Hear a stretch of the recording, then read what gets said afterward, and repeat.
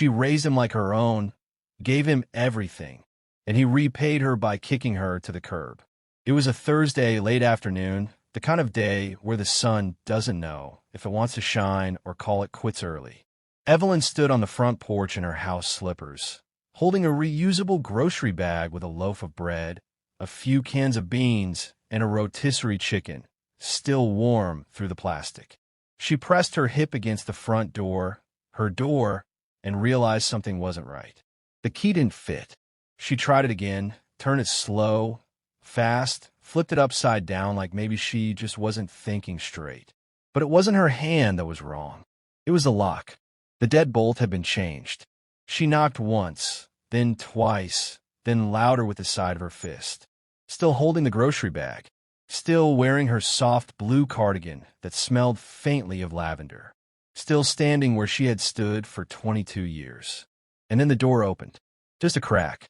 Ryan's girlfriend, Natalie, peeked through the gap, her eyebrows raised like she wasn't expecting company. "Oh, hey, you weren't supposed to be back until later." Evelyn blinked. "Why can't I get in the house?" Natalie hesitated, looked over her shoulder, then stepped outside, pulling the door shut behind her. "I think Ryan was going to talk to you about that." "Talk to me about what?" "You don't live here anymore." Silence fell like a brick.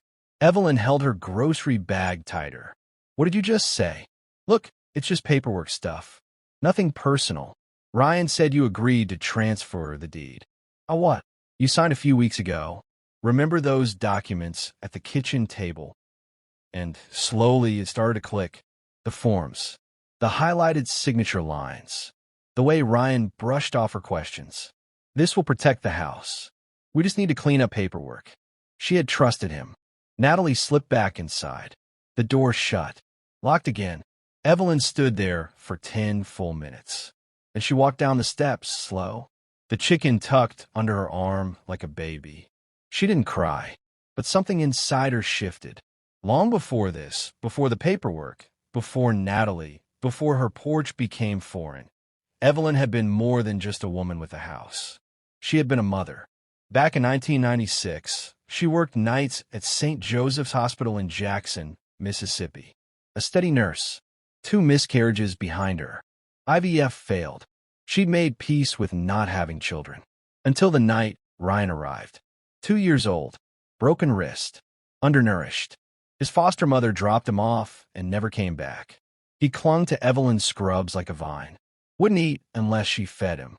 Wouldn't sleep unless she sat beside him.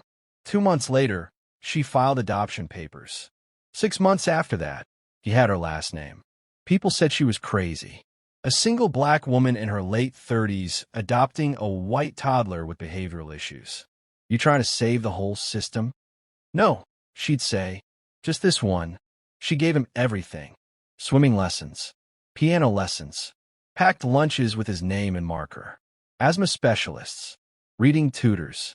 She taught him to braid hair using action figures. She never missed a parent-teacher conference. But by middle school, he started asking, "Why do I look different? Why do people stare? Why does everyone think I'm adopted?" "Because you are," she'd say gently. "But that doesn't mean you're not mine." He never fully accepted it. By college, he barely came home. After her husband Leonard passed, Ryan started visiting more. She thought he came back to reconnect. He came back to calculate. And by the time she realized it, her name was gone from the deed. Evelyn spent that first night in her car, parked 2 blocks from a house. The chicken sat cold in the passenger seat. She didn't cry. When Leonard died from a misdiagnosed blood clot, she thought that was the worst pain she'd ever feel. She was wrong. The next morning, she went to the bank. Her balance was untouched because Ryan didn't know about the settlement. After Leonard's death, she had fought the hospital, filed complaints, hired an attorney friend. 2 years later, she won $9.5 million. She never told Ryan. Moved it into a trust under her maiden name. Not paranoia. Peace. Sitting in that bank lobby, Evelyn realized something important. Ryan didn't just betray her. He underestimated her. She booked a motel room in Meridian. Paid cash. 2 nights. She needed stillness. She flipped through her old notebook. At the back was a line she'd written years ago. Don't let money make you loud.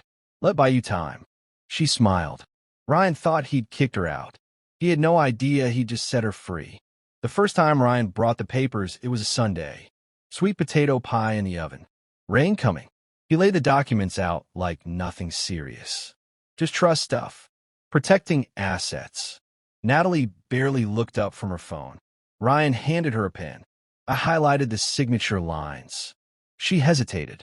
She should have asked questions. But this was the boy who once needed an inhaler when he laughed too hard. So she signed, page after page. You're making history, Mama, he joked. The pie timer went off. That moment never left her. Later visits grew shorter.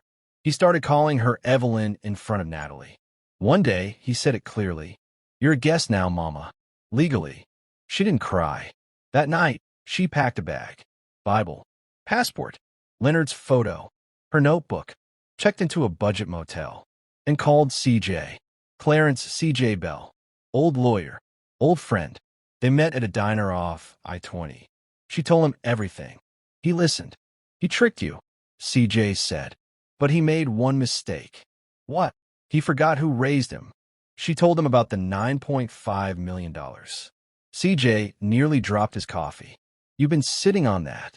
I didn't want money changing how I loved him. It didn't, CJ said quietly. He changed on his own. They began the legal process. Fraud petition. Misrepresentation. Undue influence. Evelyn wasn't trying to destroy him. She just wanted her name back on her door. Before court, she went to see Ryan one last time. He answered in gym shorts. She stood tall. I raised you when nobody else would, she said. And I never made you feel like a guest in this life. You sign, Ma. Don't call me Ma if you don't mean it. Silence. I'm not broke, she said calmly. I've got enough money to buy this house 10 times. His face changed. I've already spoken to a lawyer, she continued. I just wanted to look you in the eye first. She walked away without yelling. 3 months later, the court ruled in her favor. Transfer invalid. Fraudulent circumstances. Ryan had already left the state. Natalie went back to Dallas. Evelyn didn't move back in. Too many ghosts. Instead, she bought 3 modest homes in Pascagoula, Mississippi. Turned them into housing for women over 60 who had been displaced by family. She named it Len's Place. The first resident was Alma. Then Darlene. They cooked together. Watched game shows. Shared survival stories. 1 year later, a letter arrived. From Ryan. I messed up. You didn't deserve it. She folded it. Placed it inside her Bible. Didn't reply. Forgiveness wasn't about him. It was about freeing herself. She leaned back on the porch at Len's Place. Crickets humming. Tea warm in her hands. A home wasn't paperwork. It was who you protected. And Evelyn had built another one. Quietly. From the ground up.